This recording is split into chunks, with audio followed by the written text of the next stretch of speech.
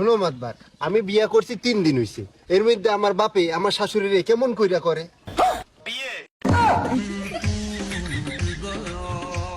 তোর সকালে লাত্তি দিয়া তোর দেখি মই ভাত কাপুর চাই।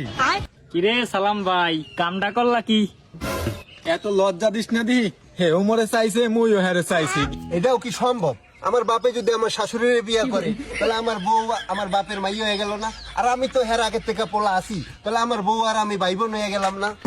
হে প্রভু, তাইলে তো সম্পর্কের মধ্যে করাত বাজছে। এ মনি, একটু মানাই শোনাই নে না।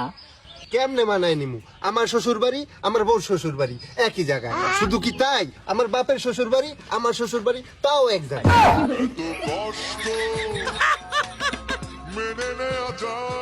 আমার যদি ছেলে পেলে হয় আমার বাপেরে নানা কইবো না দাদা কইবো?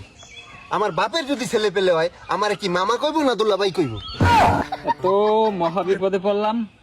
এর আগে তো এরকম সালিশি আমার একটাও বাজে নাই। ও মাতাব্বার, তা নইলে বাদই দিলাম। আমার বাপের কি আমি আব্বা বলামো না শ্বশুর বলামো? এ আমি কি কঠিন প্রশ্নের সম্মুখীন হলাম রে। এ গেদু, তুই নেলে একবারে ডেডি ক। আমি না হয় ডেডিই কইলাম, আমার বউ আমার আব্বারে কি শ্বশুর কইবে না আব্বা কইবি? আর যে কুলাইতে পারলাম না।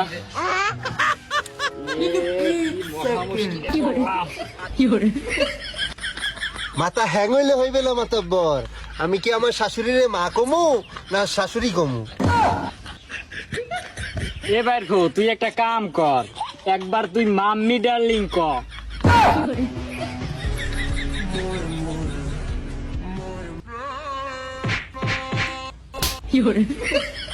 দুইজন একবারে মানিয়ে চুনিয়ে নে রে বাবা। আমারও তো সংসার আছে, আমার বাড়ি যাইতে হইবে বাবা। তুমি নইলে বাড়ি গেলে, আমি বাসায় গেলেই মনে হইতেছে আমি বাড়ি আইলাম না শ্বশুর বাড়ি আইলাম। বিশ্বাস কর বাইরফো, মুইও কইতে পারি না। ও সালাম ভাই, তোমার সেটাই তক্তা মেরে দেব।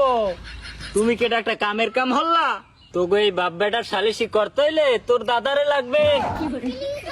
আমারে তোরা মাফ করিয়া দে। আরে আমি জানো কেডা?